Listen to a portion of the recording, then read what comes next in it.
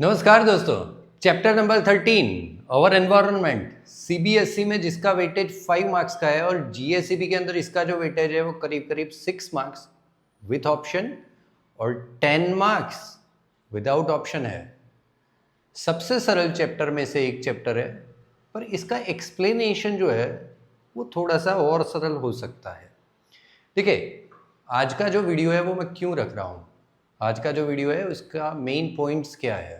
तो देखिए, जो अवर एनवायरनमेंट चैप्टर है ये मैंने रैपिड रिवीजन कवर किया है, यानी कि इसी 2026 के एग्ज़ाम के पॉइंट ऑफ व्यू को ध्यान में रखते हुए इसके जितने भी कोर कॉन्सेप्ट्स है वही मैं डिस्कस करने वाला हूँ। यहाँ पर कोर कॉन्सेप्ट्स की चर्चा की जाएगी। दूसरा, सीबीएसई और जीएसईबी ने ये बताया गया है कि कोई भी आंसर अगर लिखते हैं ना तो उसके अंदर कीवर्ड्स होने चाहिए। तो सारे कीवर्ड्स के नीचे मैंने हाईलाइट अंडरलाइन की हुई है, जिससे कि आपको वो पहचानने में आसानी होगी।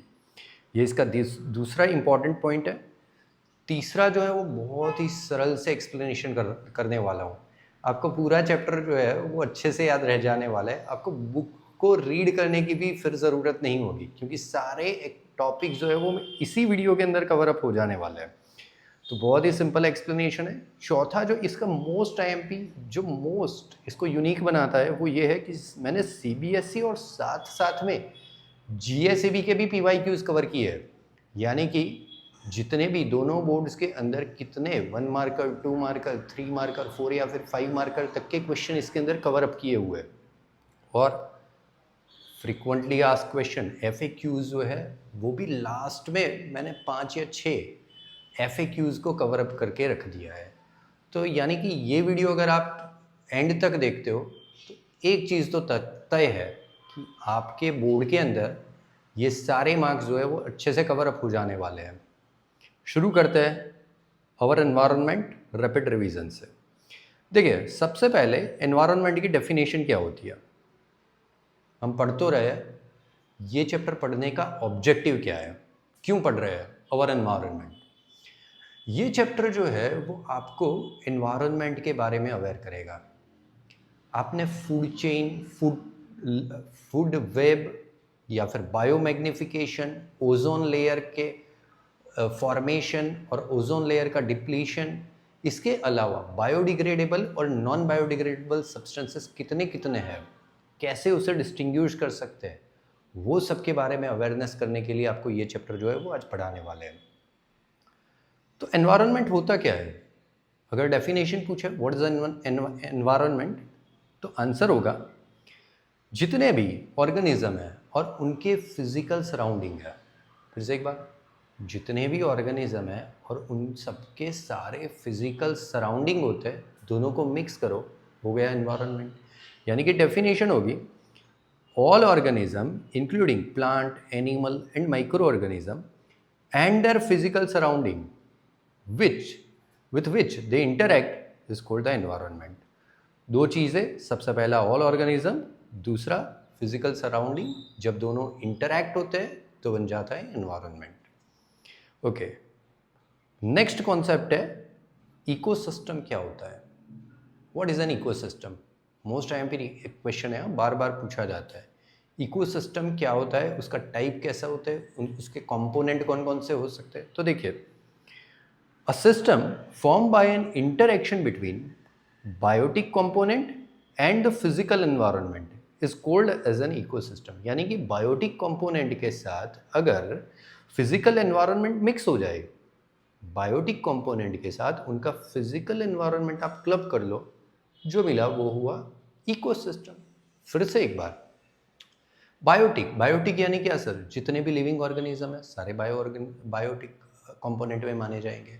अच्छा, फिजिकल एनवायरनमेंट यानी क्या? फिजिकल एनवायरनमेंट यानी कि विंड, वाटर, सनलाइट, ये सारे ह्यूमिडिटी, ये सारे जो है वो फिजिकल एनवायरनमेंट में आएगा। ये दोनों को अगर क्लब कर लिया जाए, जो बनेगा वो क्या होगा? वो होगा हमारा इकोसिस्टम। तो system formed by an interaction between the biotic component and the physical environment is called as an ecosystem। दो चीज़ें, दो कॉन्सेप्ट हमारे क्लियर हुए। सबसे पहला एनवायरनमेंट, दूसरा इकोसिस्टम। अब अगर ये क्वेश्चन पूछा जाए, right a short note on the types of ecosystem. देखो, टाइप ऑफ इकोसिस्टम है ना, तो आपको ये आंसर लिखना है, क्योंकि कंपोनेंट ऑफ इकोसिस्टम बाद में कवर करता हूँ।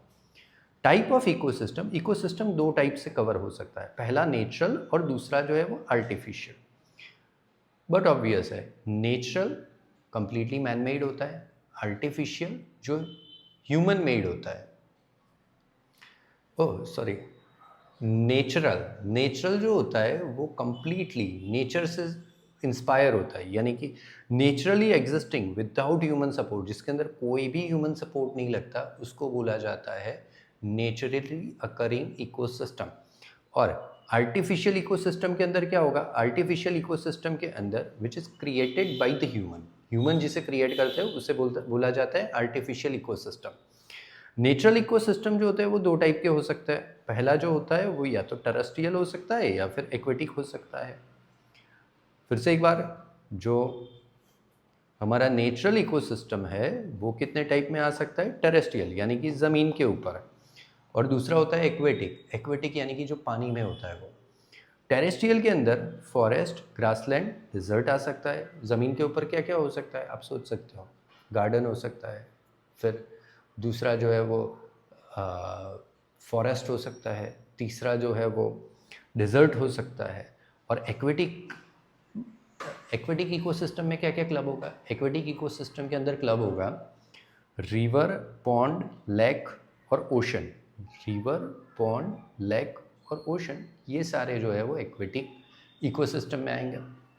अब आर्टिफिशियल इकोसिस्टम जो होता है which is created and maintain by the humans, बनाया भी ह्यूमंस ने और मेंटेन भी किया जा रहा है ह्यूमंस के, उसको बताते हैं हम आर्टिफिशियल इकोसिस्टम।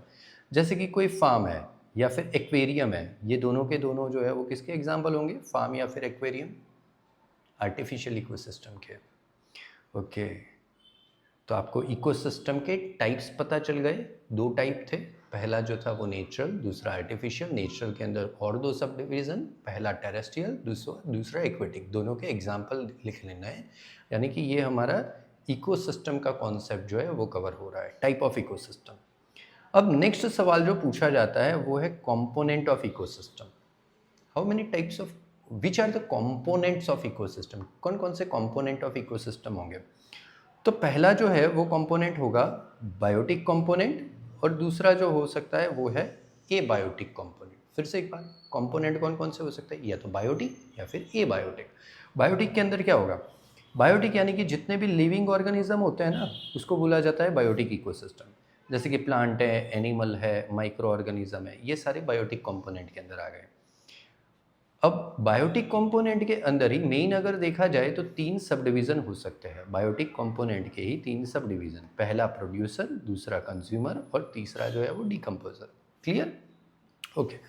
प्रोड्यूसर को ऑटोट्रॉफ भी बोलते हैं, प्रोड्यूसर को क्या बोलते हैं, ऑटोट्रॉफ। ऑटो का मीनिंग होता है सेल्फ, ट्रॉफ मेक, यानी कि जो खुद ही नरिशमेंट कर सकता है, जो खुद ही नरिशमेंट कर सकता है उसे क्या बोला जाता है, ऑटोट्रॉफ।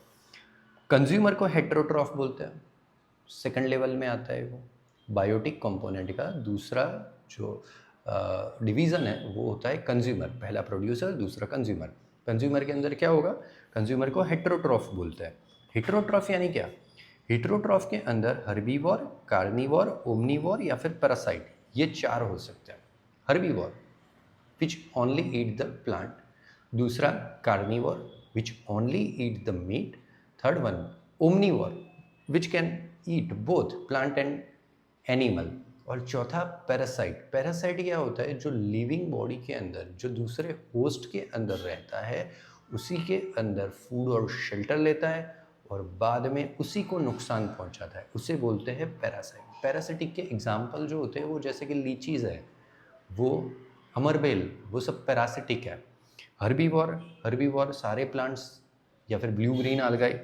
कार्निवोर के अंदर लायन, टाइगर, ओके।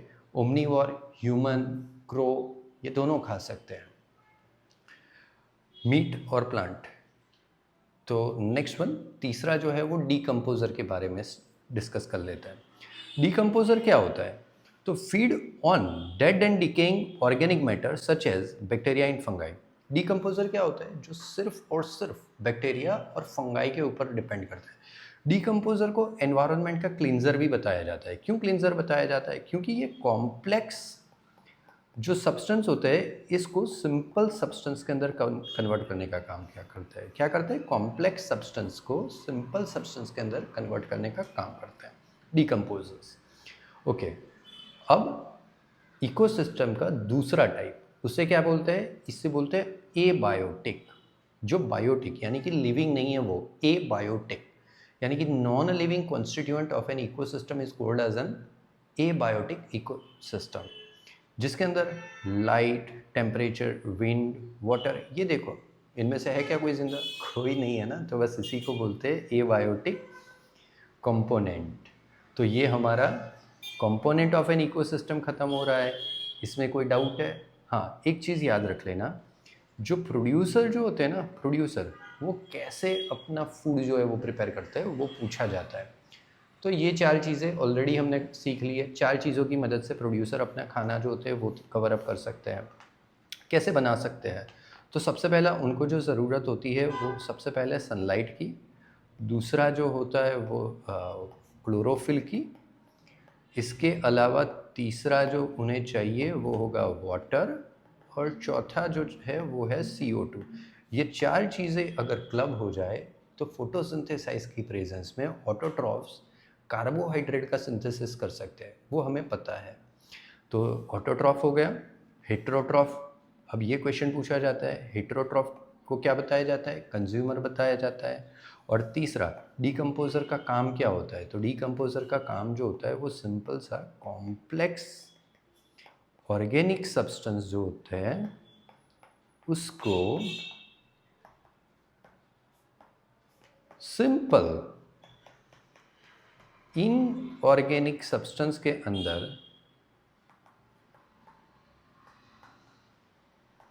कवर करने का काम किसका होता है? डिकम्पोजर का होता है।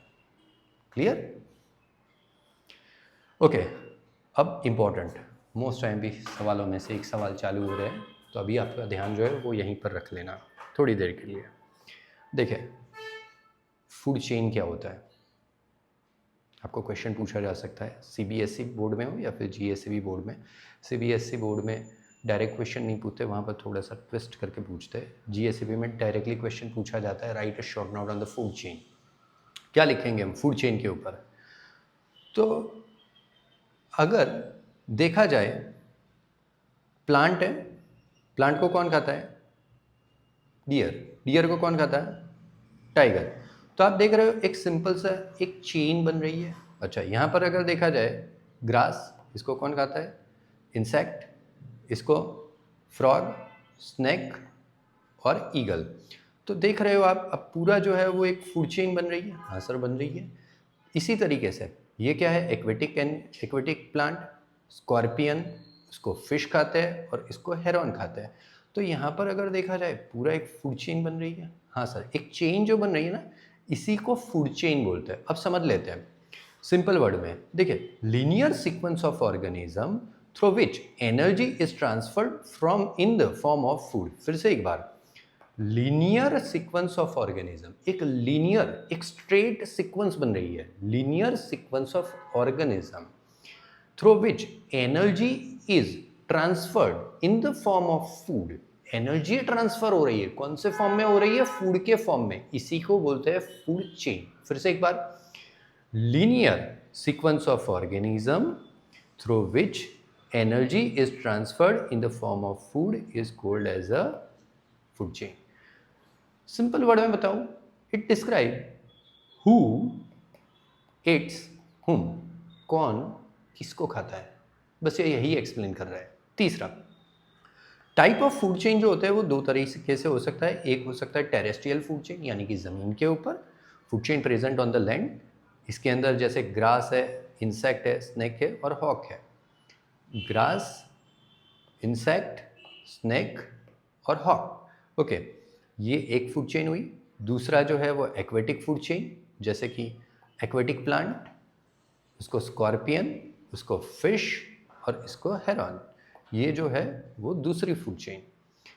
तो फूड चेन क्लियर हुआ। फूड चेन के अंदर क्या याद रखोगे? फूड चेन के अंदर linear sequence of organism through which energy is transferred in the form of food is called as a food chain. Okay. अब बहुत ही सरल सा क्वेश्चन और इंपॉर्टेंट क्वेश्चन भी है ये, ट्रॉफिक लेवल। ट्रॉफिक लेवल क्या होता है? ट्रॉफिक लेवल जो हर एक स्टेप होता है ना फूड चेन का। अच्छा, यहाँ पर देखो तो आप बोल सकते हो सर एक फूड चेन का स्टेप हुआ, एक फूड चेन का स्टेप हुआ। अच्छा, यहाँ से ये वाला फूड चेन का स्टेप होता है, ये वाला फूड चेन का स्टेप हुआ, यहाँ पर ये वाला फूड चेन का स्टेप हुआ। तो ईच लेवल और step of the food chain is called as an trophic level. Clear हुआ? ईच स्टेप और level of the food chain is called as a trophic level. जैसे कि अगर इसे एक पिरामिड शेप के अंदर अगर बताया जाए तो सबसे बेस के ऊपर कौन होता है? बहुत बार पूछा गया, 1 मार्क का क्वेश्चन है। ट्रॉफिक लेवल के बेस में कौन होता है? प्रोड्यूसर, जो खाना बनाते हैं ना, वही तो बेस में होंगे। अच्छा, ये है फर्स्ट ट्रॉफिक लेवल। दूसरा जो है वो प्राइमरी कंज्यूमर। प्राइमरी कंज्यूमर क्या करता है? प्राइमरी कंज्यूम, वो फूड को कंज्यूम करता है। ये होंगे सेकंड ट्रॉफिक लेवल में। बहुत इंपॉर्टेंट है, primary consumer second trophic level में आता है। याद रखना बच्चों, फिर से एक बार ध्यान रखो।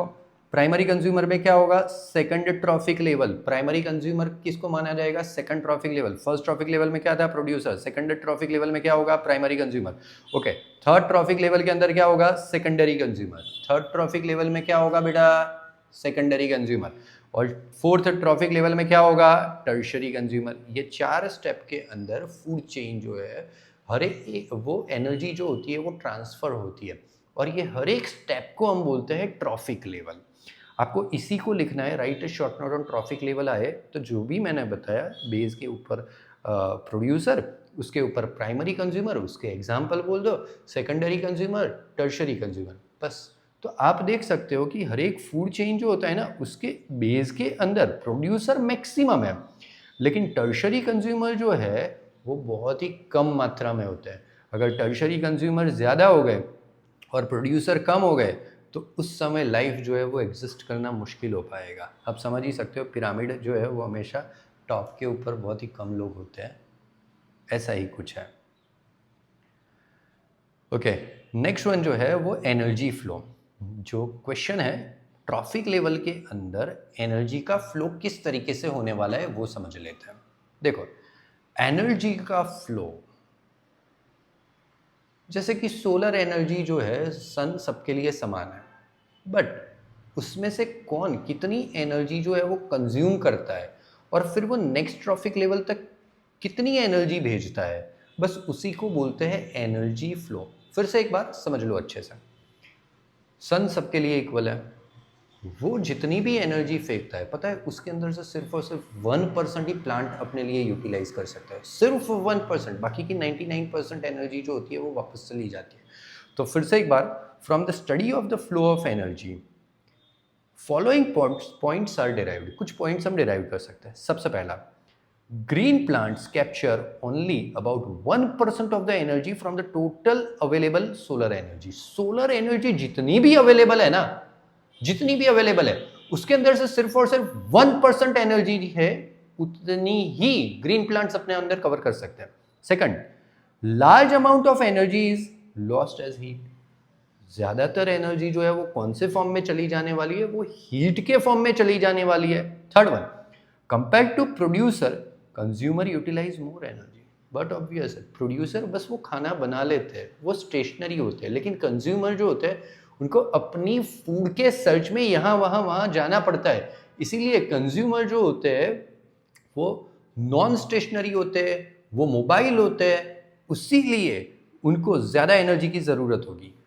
तीसरा पॉइंट, तीसरा हमने देख लिया। चौथा point, continuous supply of energy is required to an ecosystem. याद रखना, कंटिन्यूअस सप्लाई जो है ना वो देना पड़ेगा। Continuous supply of energy is required for an ecosystem.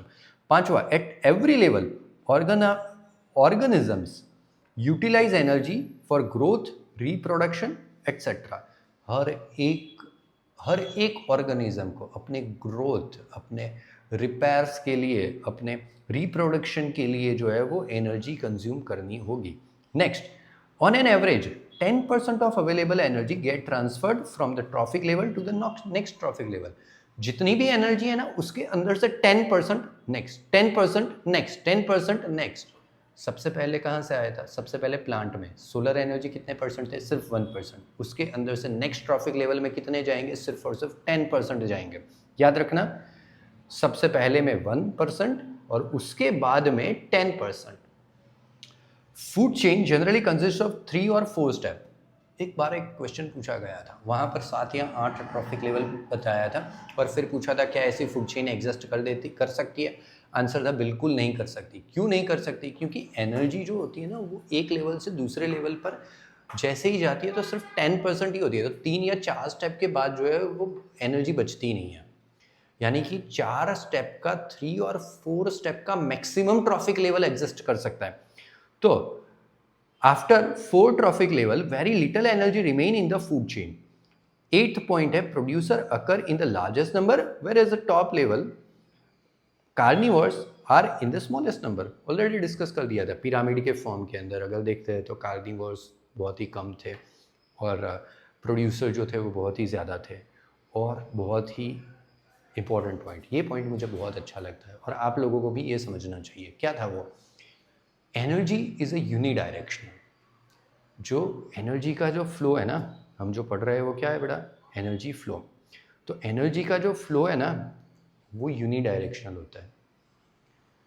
एक बार जो समय चला गया ना वो वापस नहीं आने वाला, कितना भी कर लो। समय चला गया वो वापस नहीं आने वाला। एक बार जो चीज़ हो गई बस वो हो गई। यूनिडायरेक्शनल होता है। आप उसे पास्ट में जाके रिपेयर नहीं कर सकते, आपको बस यूनिडायरेक्शनल चलना होता है। एनर्जी एक बार प्रोड्यूसर से अगर वो प्राइमरी कंज्यूमर में पहुंच गई, कभी नहीं होगा कि वो वही की वही एनर्जी वापस जो है वो बैक आ सके। तो याद रखना, जो भी समय होता है उसको ठीक से यूटिलाइज करना। एनर्जी हमेशा यूनिडायरेक्शनल होती है, एक ही डायरेक्शन में जाएगी, वो वापस नहीं आएगी। ओके, तो इसी को हम फ्लो ऑफ एनर्जी अगर समझाना चाहे तो सबसे पहले सोर्स ऑफ एनर्जी सनलाइट। सुबह में उठ के हमेशा सन का सल्वेशन करना चाहिए क्योंकि सोर्स है ये। सोर्स कौन है? सोर्स जो है वो सनलाइट है, सबको सोलर एनर्जी से मिलता है। अब वहाँ से प्रोड्यूसर बनाएंगे, उसके बाद हर्बीवोर्स, हर्बीवोर्स के बाद कार्निवोर्स और कार्निवोर्स के बाद टॉप कार्निवोर्स। तो अगर देखा जाए कि एनर्जी का जो फ्लो है वो कुछ इस डायरेक्शन के अंदर, यूनी डायरेक्शनल के अंदर जा रहा है। तो ये बहुत ही इंपॉर्टेंट कॉन्सेप्ट था, एनर्जी फ्लो। उसके बाद एक ऐसा ही इंपॉर्टेंट टॉपिक है, वो है फूड वेब। कौन सा टॉपिक है? Food web. वेब का मीनिंग क्या होता है? सिंपल वर्ड, वेब का मीनिंग क्या होता है? वेब यानी कनेक्शंस, नेटवर्किंग। सिंपल वर्ड बता रहा हूँ, वेब। आप अभी समझते हो ना, वेबसाइट्स। पता है वेबसाइट का कॉन्सेप्ट क्या होता है? वेबसाइट का कॉन्सेप्ट ये है कि एक कंप्यूटर जिसके पास डेटा है वो दुनिया के सारे कंप्यूटर्स के साथ अगर कनेक्टेड है तो उससे बोलते हैं कनेक्शन। कनेक्शन यानी कि नेटवर्किंग, नेटवर्किंग यानी कि वेब। तो कुछ इसी तरीके से अगर देखा जाए फूड वेब क्या होता है, तो हमने एक लीनियर चेन तो देखा है, फूड चेन तो हमने देखा, बट पता है फूड चेन का एक अपर मॉड्यूल, फूड चेन का है एक अपर मॉड्यूल जिसके अंदर ज़रूरी नहीं कि एक ऑर्गेनिज्म को सिर्फ और सिर्फ एक पर्टिकुलर ऑर्गेनिज्म ही खा सकता है। ऐसा नहीं कि पिकॉक जो है उसको सिर्फ और सिर्फ अगर एक स्नेक जो है ज़रूरी नहीं कि उसे सिर्फ और सिर्फ पिकॉक खाएगा। हो सकता है एक स्नेक जो है उसे जो है वो कोई नेवला भी खा सकता है। तो यानी कि एक ही ऑर्गेनिज्म जो है वो दूसरे 2 या 3 ऑर्गेनिज्म से इटन अप हो सकता है। तो ये क्या बना रहा है? ये एक कॉम्प्लेक्स स्ट्रक्चर बना रहा है। ये एक कॉम्प्लेक्स स्ट्रक्चर को ही हम बोल सकते हैं फूड वेब। समझ लेते हैं। Living organism depend on each other for their food requirement and form of food chain. Among the various ecosystem each one is having the definite food chain. ये जितने भी हमारा वेरियस इकोसिस्टम है ना, इसके अंदर से हर एक जो होता है वो एक डेफिनाइट फूड चेन को फॉर्म करता है। The trophic inter relationship between the animal and in the nature cannot be explained as a simple single chain only. The length and complexity of the food chain vary greatly. यानी कि but obvious है, ज़रूरी नहीं कि ये जो है वो स्नेक जो है इसको सिर्फ और सिर्फ पिकॉक ही खा सकता है, हो सकता है इसे बाज जो है वो भी खा ले. ओके, तो each organism is generally eaten by two or more other kind of organism which in turn are eaten by several other organism. फिर से एक बार, each organism are generally eaten by two or more organism which in turn are eaten by several other organism. So instead of a straight line food chain, the relationship can be seen as a series of branching line is called as a food web. फिर से एक बार, what is a food web? Instead of straight line food chain, the relationship can be shown as a series of branching line. Branch हो रहा है. Instead of a straight line, this can be illustrated as a series of branching line which is called as a food web. तो I hope कि food web आपको पता चल रहा है. फूड वेब जो हमने प्रीवियस वाला जो डायग्राम देखा था उसी का अपग्रेडेशन है. जैसे कि हमने देखा था एक्वेटिक प्लांट को जो है वो इंसेक्ट खा सकते हैं, उसको फ्रॉग, उसको स्नेक और इसको बर्ड खा सकते था, इसको जो है वो हॉक खा सकता था. तो देखो यहाँ पर स्नेक जो है वो इसको पिकॉक भी खा सकता है. तो यानी कि एक ही ऑर्गेनिज्म जो है उसको 2 या 3 खा सकता है. प्लांट है तो प्लांट जो है उसको कौन खा सकता है? ये जो प्लांट है इसको ये एक यहाँ पर प्लांट है तो यहाँ से इसको रैट भी खा सकता है या फिर कुछ इंसेक्ट भी खा सकते हैं. ज़रूरी नहीं कि सिर्फ और सिर्फ इसे फ्रॉगी खाए. तो ये वाला जो कॉन्सेप्ट है इसे बोलते हैं food web. Next one, food web के बाद जो है वो बायोलॉजिकल मैग्निफिकेशन. देखो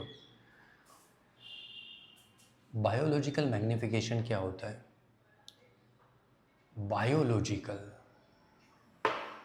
बायोलॉजिकल समझ सकते हो, बायोलॉजी से रिलेटेड. मैग्निफिकेशन, मैग्नीफाई होना. हाँ, देखते हैं प्लांट आज के समय में अगर देखा जाए ना तो पेस्टिसाइड्स का यूज़ बहुत करते हैं ना एग्रीकल्चर प्रैक्टिसेस की वजह से. अब क्या होता है, मान लो एक लेवल पर सबसे पहले हमने पेस्टिसाइड का यूज़ किया, वो कहाँ पर जमा हुए? प्लांट के अंदर. अब प्लांट को खाया किसने? प्लांट को मान लीजिए कि जो है वो जो भी प्लांट है इसको वो ज़मीन में गए और ज़मीन के अंदर से जो है वो हो सकता है कोई फ़िश ने या फिर कोई एनिमल ने खाया. अब वही एनिमल को ह्यूमंस ने कंज्यूम किया, जो भी नॉन वेजिटेरियन है वो. तो वहाँ पर अगर देखा जाए तो पेस्टिसाइड्स का अक्यूमुलेशन क्या हो रहा है? अल्टीमेटली ह्यूमंस के अंदर हर एक लेवल के ऊपर ज़्यादा मैग्नीफाई हो रहा है. तो इसी प्रोसेस को बोलते हैं बायोमैग्निफिकेशन. यानी कि accumulation of a non-biodegradable substance in a human body is called as a biomagnification. समझ लेते हैं ये सारे जो जितने भी पेस्टिसाइड्स होते हैं ना वो नॉन बायोडिग्रेडेबल होते हैं. अगर बायोडिग्रेडेबल होते तो कोई चिंता की बात नहीं थी, वो इजीली जो है वो हमारी बॉडी के अंदर से डिस्चार्ज हो सकते थे. बट ये नॉन बायोडिग्रेडेबल है. तो आज अगर आप देख रहे हो ना कि बहुत सारे हेल्थ के इश्यूज़ आ रहे हैं क्योंकि पेस्टिसाइड्स जो है उसका ओवर यूज़ हो रहा है, तो इसकी वजह से ये हो सकता है. तो living organism depend on each other for their food requirement. Through such food chain energy and nutrient move to the upper trophic level. हमें पता है ना ये एनर्जी कैसे मूव हो रही है? वो एनर्जी मूव हो रही है फूड चेन की मदद से हो रही है. If any non-biodegradable substance enter an ecosystem, its concentration progressively increase at higher trophic level. अब कहीं से भी कोई नॉन बायोडिग्रेडेबल सब्सटेंस एंटर हो गया ह्यूमन बॉडी के अंदर तो उसका जो कॉन्सेंट्रेशन है ना वो ज़्यादा होता जाएगा. तो जिसकी मदद से बचने के चांसेस नहीं होंगे. The uncontrolled use of pesticide and other chemical increases the amount of this chemical in the soil and the water bodies. फिर soil से क्या होगा? Soil और water they enter the body of the plant and in the bodies of the herbivore and the carnivore.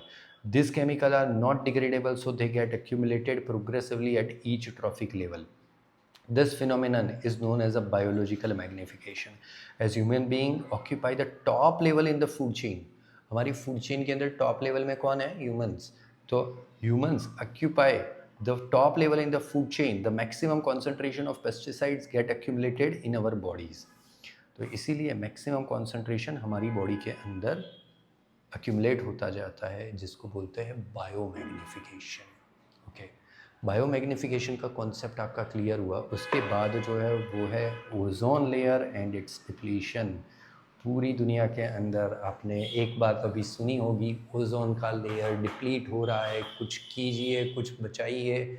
Skin cancer के cases जो है वो बढ़ रहे हैं। रीज़न क्या था? ओजोन लेयर और उसका डिप्लीशन। कैसे हुआ? लेकिन सबसे पहले ओजोन है क्या? ओजोन जो होता है ना वो ट्राई एटमिक ऑक्सीजन मोलिक्यूल है, O3।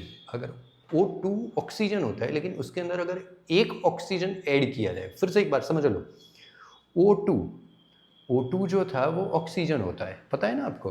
लेकिन उसके अंदर अगर एक ऑक्सीजन ऐड हो जाए तो क्या बनता है? O3 बनता है। ये जो O3 बनता है ना, इसी को बोलते हैं ओजोन। क्लियर? ओजोन बनता कैसे है? अब ओजोन होता कहाँ पर है? ओजोन जो होता है ना वो याद रखना स्ट्रेटोस्फियर में होता है। कहाँ पर होता है? स्ट्रेटोस्फियर के अंदर होता है, जो एटमॉस्फेयर का लेवल है वहाँ पर, लेयर है वहाँ पर।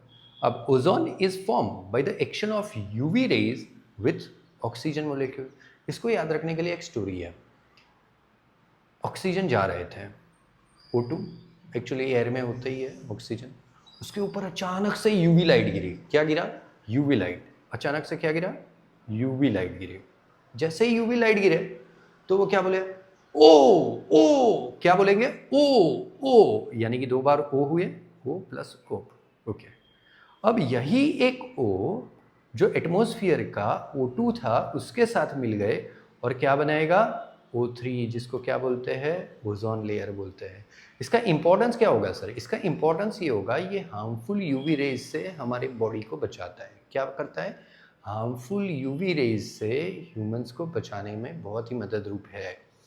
It shield the surface of the earth from UV radiation from the sun. Ozone molecule absorb the UV rays which are harmful to organism. Does it protect the life on the earth? हमारी life है ना, thanks to ozone. बहुत सारे phenomena होता है जिसकी वजह से लाइफ जो है वो एग्जिस्ट हो सकती है।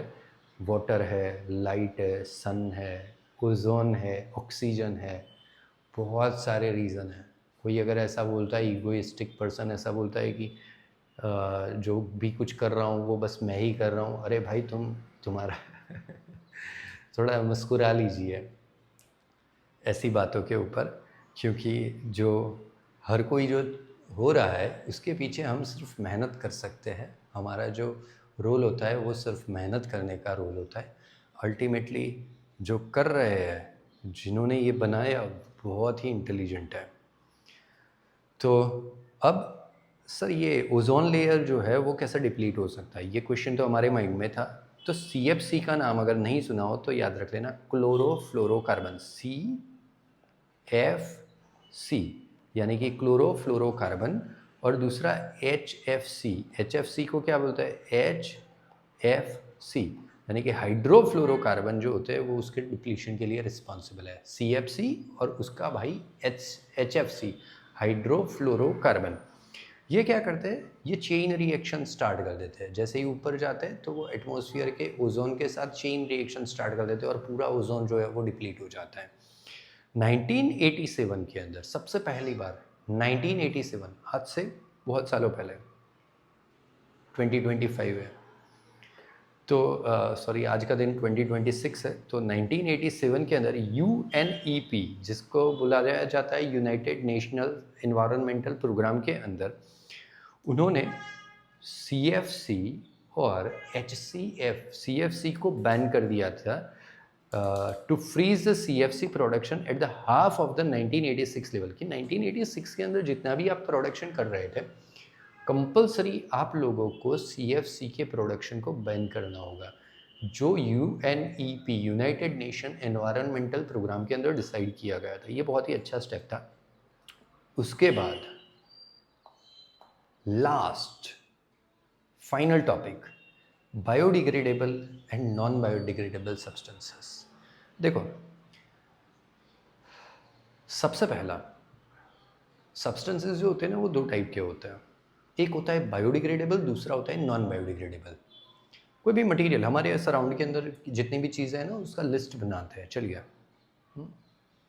पेंसिल पेन क्या होगा, नॉन बायोडिग्रेडेबल है, प्लास्टिक से बना हुआ है ना इसके लिए।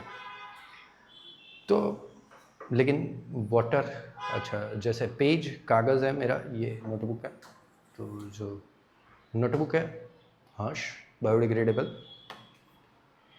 तो सबसे पहले आज के समय में चीज़ों को एक्यूमुलेट करना बहुत ही आसान हो चुका है, लेकिन उसका जब टेक्नोलॉजी का यूज़ जब चेंज हो जाता है, टेक्नोलॉजी बदल जाती है, तब जो वेस्ट क्रिएट होता है उसको मैनेज करना वो आपको सिखाया जा रहा है यहाँ पर। सबसे पहले दोनों में क्या डिफरेंस है, क्या अंतर है, मोस्ट टाइम पे सवाल। बायोडिग्रेडेबल और नॉन बायोडिग्रेडेबल जो सब्सटेंसेस होते हैं उनके अंदर क्या डिफरेंसेस है। सबसे पहला, waste material which can be broken down by biological process are called the biodegradable waste. फिर से एक बार, जो भी मटेरियल हम बायोडिग्रेडेबल सब्सटेंस से, जो भी मटेरियल हम बायोलॉजिकल कंपोनेंट से which can be decomposed by the microbial action is called as a biodegradable substance। फिर से एक बार, the waste material which can be broken down by biological process, जो भी मटेरियल है उसे बायोलॉजिकल प्रोसेस से आप ब्रेक डाउन कर सकते हो तो उसे क्या बोला जाएगा, उसे बायोडिग्रेडेबल सब्सटेंस बोल सकते हैं। ये बायोडिग्रेडेबल जो सब्सटेंस होते हैं वो डिकम्पोजर उसके ऊपर अच्छे से काम कर सकते हैं। They can be decompose, they can be disposal can be done by the decomposer. Biodegradable waste are the organic substance. हमेशा ये देखा गया है कि जितना भी बायोडिग्रेडेबल वेस्ट होता है ना उसके अंदर कहीं ना कहीं कार्बन मौजूद होता है, यानी कि ऑर्गेनिक सब्सटेंस होता है। जैसे कि वेजिटेबल, फ्रूट, पील, ये सब, काऊ डंग, ये सब बायोडिग्रेडेबल सब्सटेंस होते हैं। तो पास्ट के जो लोग थे ना वो सारे अगर देखा जाए तो वो बायोडिग्रेडेबल सब्सटेंस का यूज़ करते थे। ऐसा बताया जाता था हमारे एंशियंट ऋषि मुनि जो होते हैं वो एवरीडे नया टूथब्रश यूज़ करते थे। कैसे, वो एवरीडे नया नीम का दातन जो होता है ना वो यूज़ करते थे।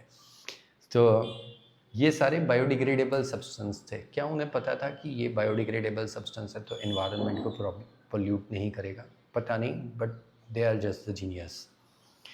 और उसके बाद जो है वो नॉन बायोडिग्रेडेबल वेस्ट क्या होता है, तो नॉन बायोडिग्रेडेबल वेस्ट के अंदर the waste material which can not broken down by biological process are called the non biodegradable waste.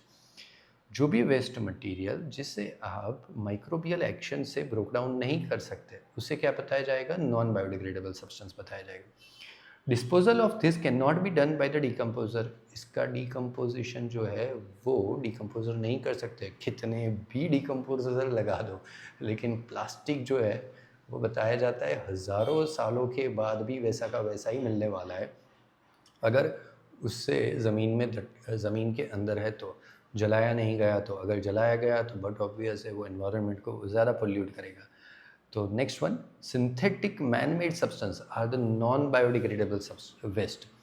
जो भी हमारा सिंथेटिक हो चुका है, मैन मेड सब्सटेंस है, ये सारा जो है वो नॉन बायोडिग्रेडेबल वेस्ट है। उसके अलावा glass, plastic, polythene, chemical, pesticides etcetera are the non biodegradable waste. जो भी ग्लास है नॉन बायोडिग्रेडेबल। क्या माइक्रोबियल एक्शन क्या ग्लास के ऊपर एक्ट करेगा, कभी नहीं कर पाएगा उसे। प्लास्टिक्स है, पॉलीथीन्स है, केमिकल पेस्टिसाइड्स है। तो हमारे जितने भी कोर कॉन्सेप्ट्स हैं ना वो यहाँ पर समाप्त हो रहे हैं। कोर कॉन्सेप्ट जो जितना आपको एग्ज़ाम में बैठने से पहले मिनिमम नॉलेज होना चाहिए था वो सारे हमने कवर अप कर लिया।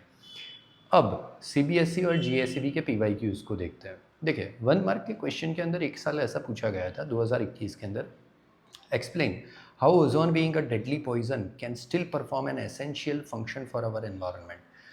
अरे पहला तो ये चीज़ कि ओजोन जो है वो ऐसा नहीं है कि ओजोन जो है वो ऑक्सीजन की तरह यूज़ हो सकता है, नहीं नहीं नहीं, ये तो पॉइजनस गैस है। स्ट्रेटोस्फीयर में है, अपर लेयर में है, वो अगर नीचे आ गया ना तो पॉइजनस, डेडली पॉइजनस होता है। लेकिन वो पॉइजन भी काम का है, कैसे काम का है, तो देखो अगर वो ओजोन लेयर में है तो वो हमारे लिए हार्मफुल यूवी रेज से हमें प्रोटेक्ट करता है।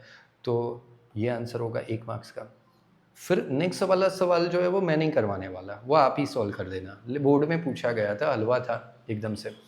Arrange the 4 object given according to the time they taken to get biodegradable, यानी कि कुछ ऑब्जेक्ट्स को जो है वो अपने कितने टाइम लेगा वो बायोडिग्रेडेबल होने में, उसके अकॉर्डिंगली अरेंज करना है। Bone, metal can, paper sheet और प्लास्टिक बोतल, ये 4 जो है वो ऑब्जेक्ट है। आप अरेंज कर लेना, बहुत इजी है यार।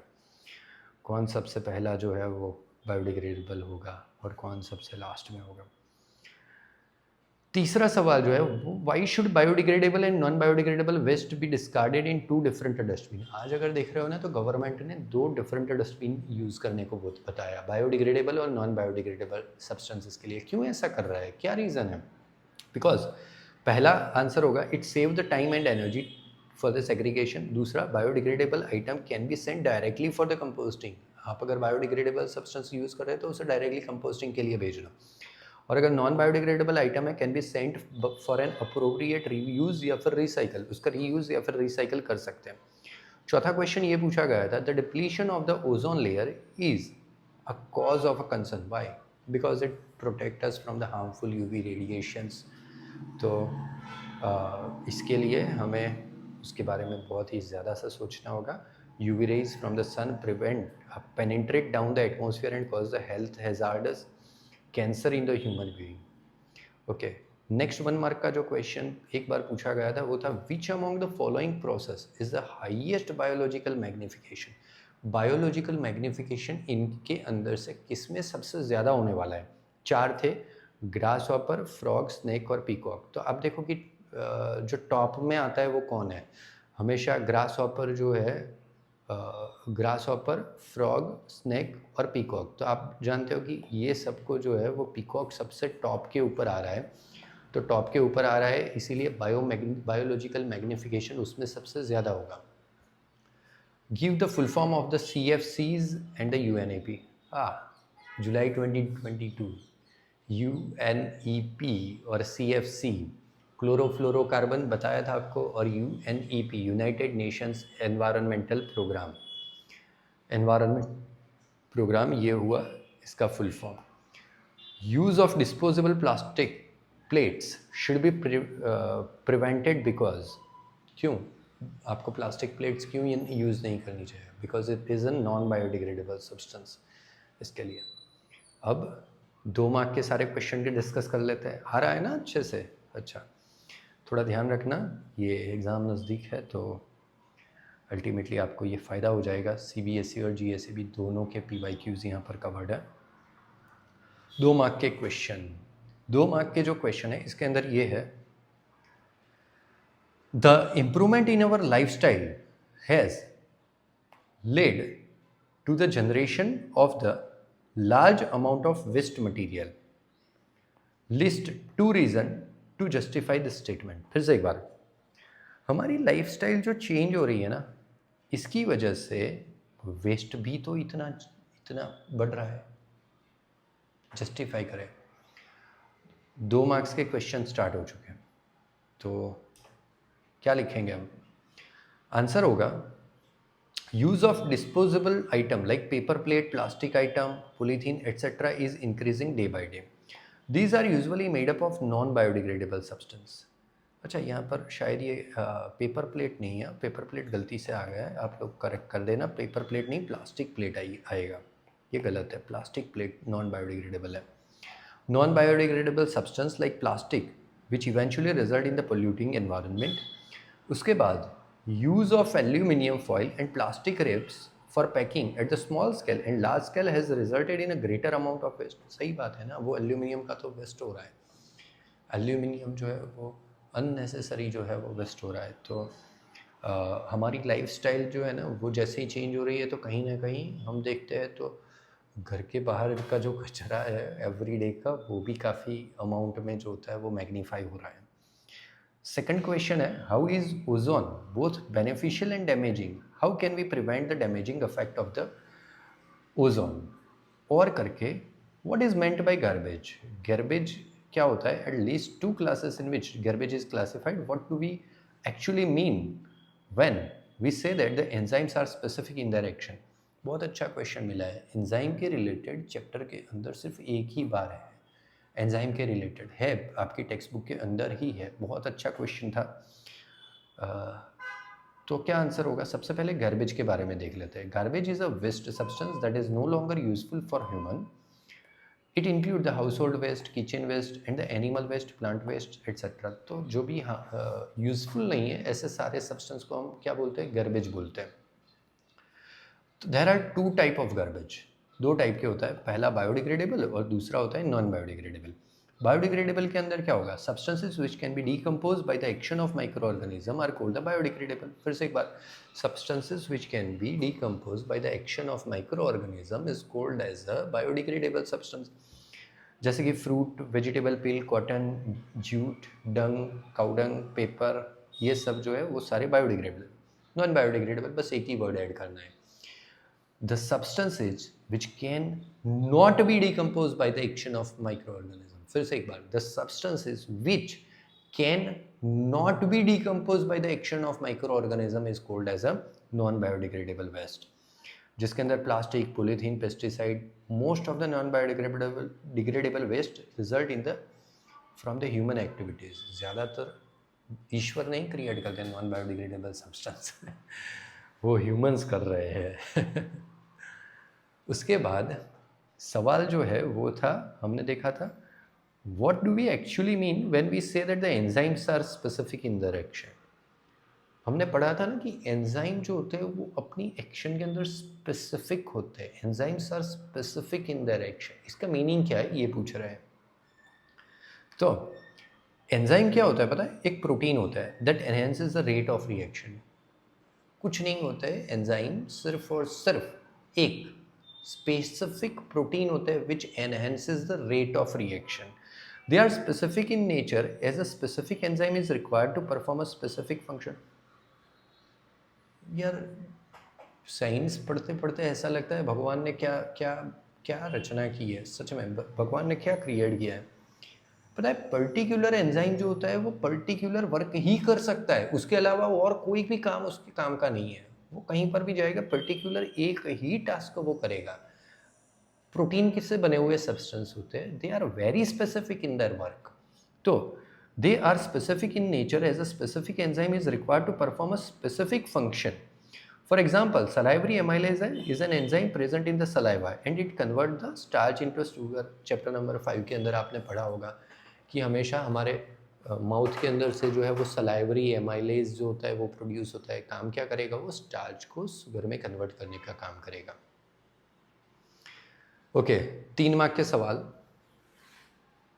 2 मार्कर सवाल जो है वो सारे डिस्कस हो गए।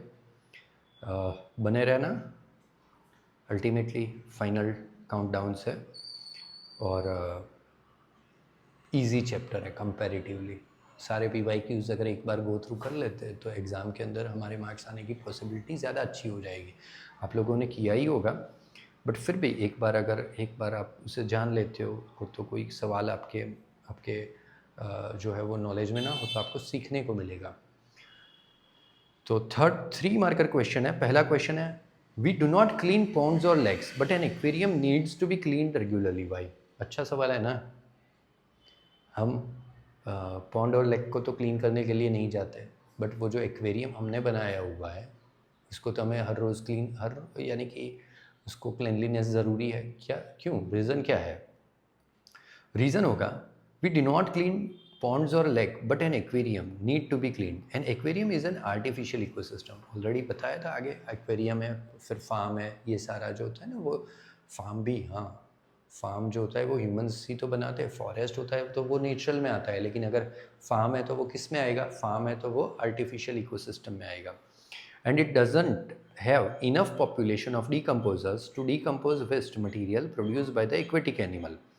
Pond or lake are natural ecosystem that have plenty of producer, consumer and the decomposer।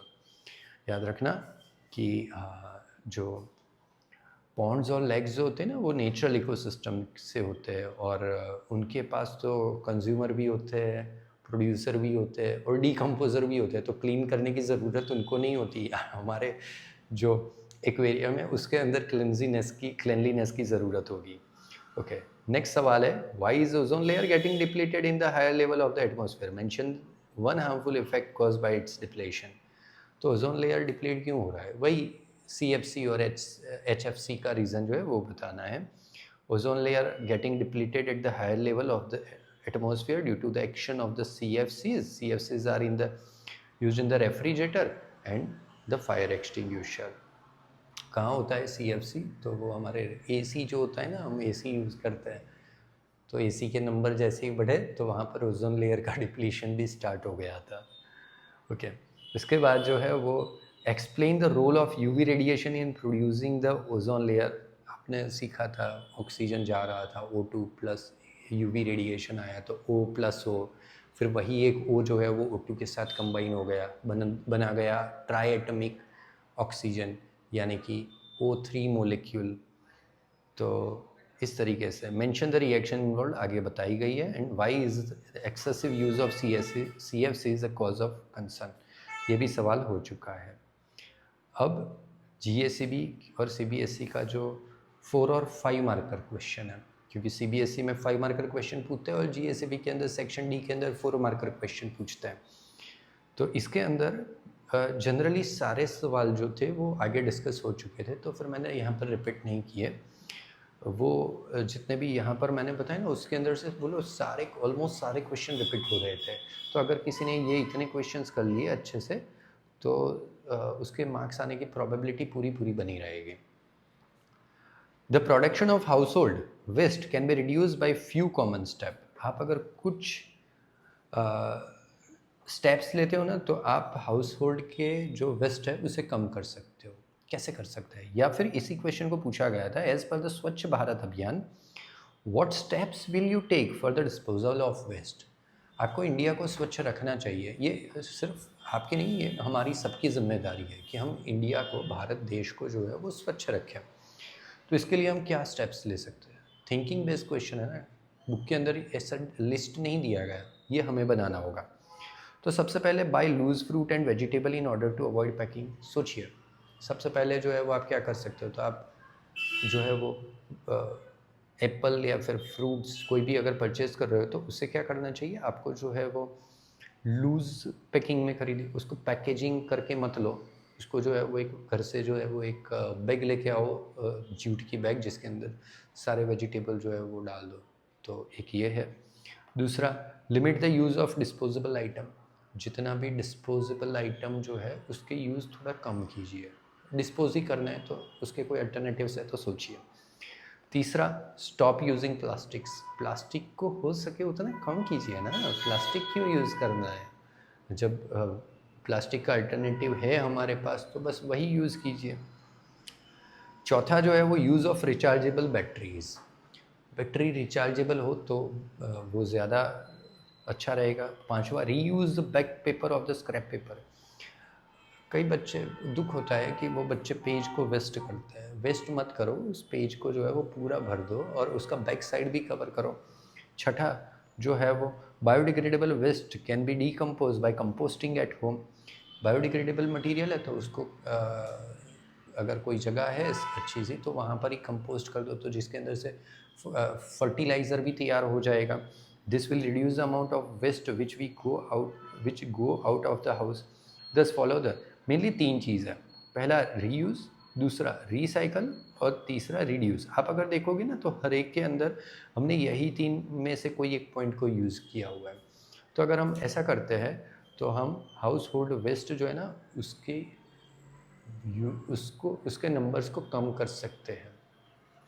इसके अलावा एक और क्वेश्चन भी आया था कि जो चाय जो है पहले जो है वो प्लास्टिक के कप्स मिलते थे, अभी जो है वो पेपर के कप मिल रहे हैं.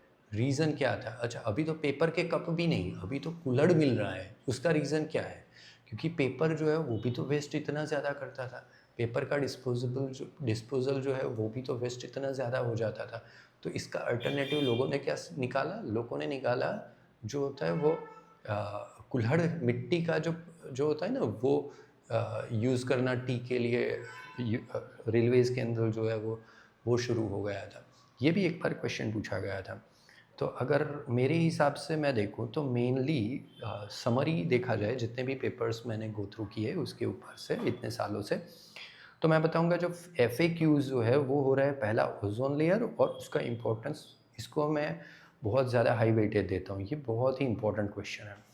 फिर ये दोनों में से जनरली एक क्वेश्चन आ जाता है, फूड चेन, फूड वेब, या फिर बायोडिग्रेडेबल और नॉन बायोडिग्रेडेबल सब्सटेंस, ये तो आ जाता है।